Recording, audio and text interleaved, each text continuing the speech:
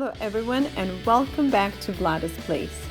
In today's video, I'm going to share one of my favorite home remedies for a healthy and radiant skin. The key to it are simple and all natural ingredients.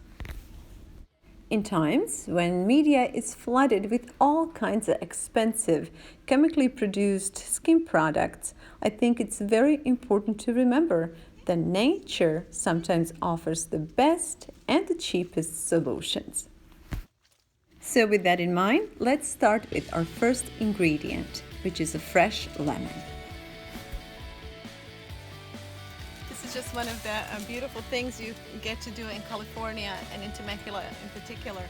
We're picking Meyer lemons and they are so ripe, so yellow that their color almost turns to orange. I'm going to take them out in the sun to show it to you. This kind of work is very, very hard, but it's also very rewarding, and I kind of wish I had more time to spend time doing things like this. From a lemon orchard, next stop is a beehive. My grandmother often used honey to help cure all kinds of skin injuries, infections, or diseases when we were children. After finishing watching this video, I would encourage you to go on the web and find out why is honey so good for your skin. I like it so much, I buy buckets of raw honey every year. It is preferable to use local raw honey that has already crystallized. In your research, you will find out that honey has wonderful antiseptic and antibacterial properties. But in addition to that, granulated honey will also act as a great exfoliant. Our third ingredient is baking soda. We're going to use the same proportion of honey and baking soda, about a teaspoon to tablespoon of each. And we're going to blend it really good until we create a nice thick white paste. The next ingredient is fresh lemon juice, and we're using only enough lemon juice to create creamy texture. At this point, you're going to hear baking soda and lemon interacting. Continue to mix until all three ingredients are well combined. Now here comes the fun part. You're going to need a little brush, and I like using the silicone brush because it's so easy to wash, and just dip it in the mixture and spread it thinly on your skin. This is fun and easy to do, and it's also very delicious. Once done, leave the mask on for at least 30 minutes.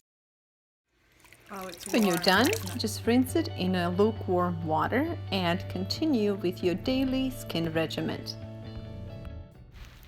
If you have a teenage son or daughter, I would encourage you to go online and do some research on how some of the skin products teenagers use can impact their health, not just today, but to impact their health in the future as well.